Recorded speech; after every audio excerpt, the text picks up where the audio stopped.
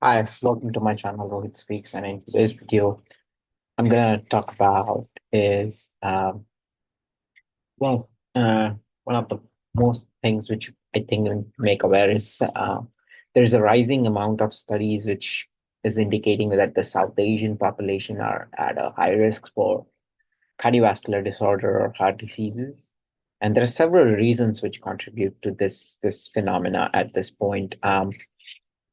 So even if you just Google it, and you'll get a bunch of studies where they have looked at it, and this population, when they say South Asian, is not just limited to India. It is actually India, Pakistan, Bangladesh, Sri Lanka, Nepal, and Bhutan. Now, this whole subcontinent or South Asian region, they have a similar economical point, except a couple of countries are a little bit better than the other one. But the genetics of this particular population is almost similar, and most strikingly is the mutations found in the muscles which actually contract and relaxes your heart. And then there are a couple of other markers which have been severely mutated in this population. And it's not all the mutations will affect it, it's just certain of them that will affect.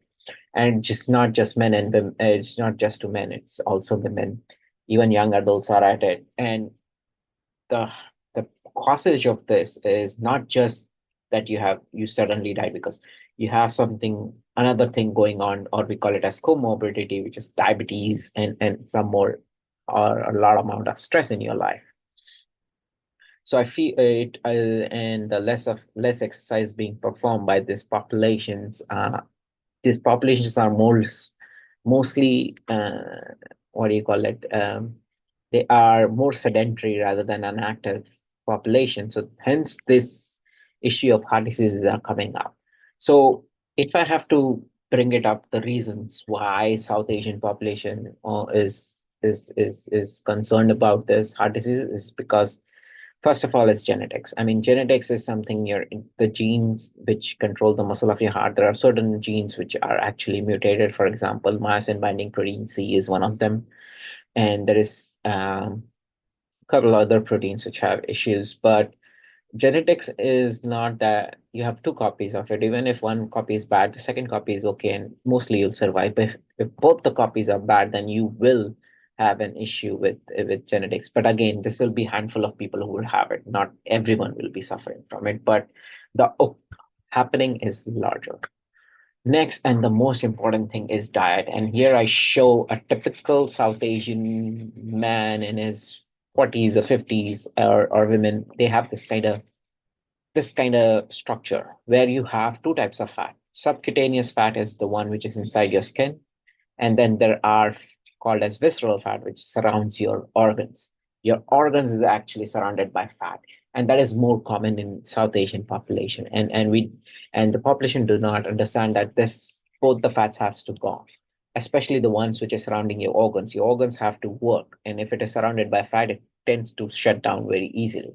So if there is too much fat around these areas, that is more likely a reason that you are already at risk at yeah, you have a cardiovascular risk. Exercise is very less. Uh, Exercise means it's not just you went for a walk.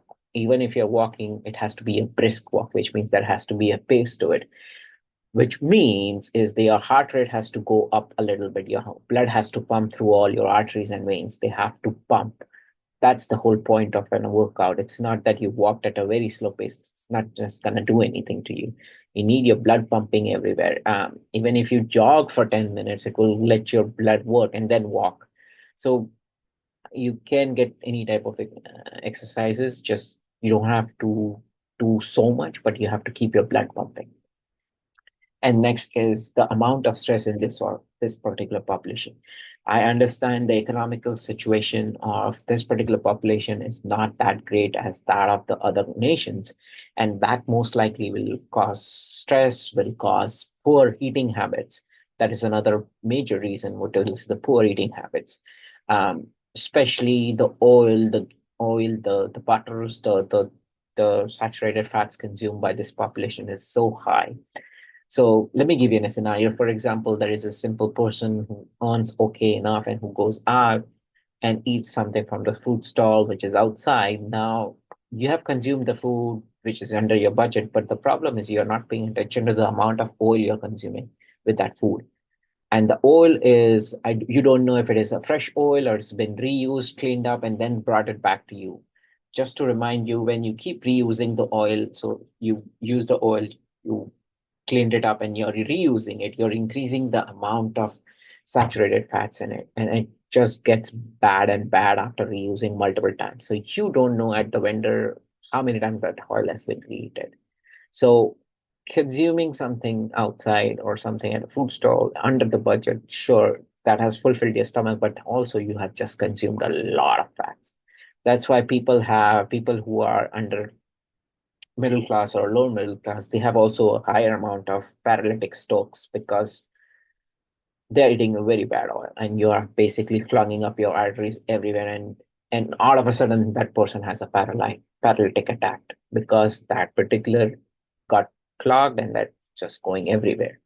So most often it's the conditions and then leading to a poor eating habits is the one of the major reasons for this particular issue. So these, according to me, these are the four reasons which is causing South Asian population for a heart disease.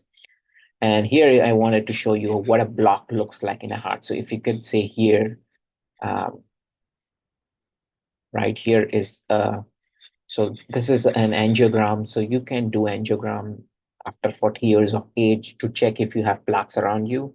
And this is a pre-stent. So stent is where you actually add like a stent with a balloon and you blow up your arteries and then you remove it and there is a stent like a mesh around it so it keeps it open for you.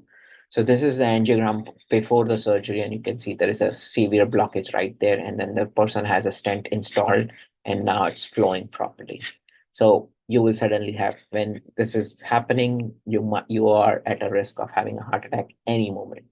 So awareness about your plaques, awareness about what's happening in your body is most required. So those who have access could go to their doctors, get checked, get an angiogram done, see what's your status of your health, and get a plan, get some kind of exercise or some kind of workout, diet, all of this.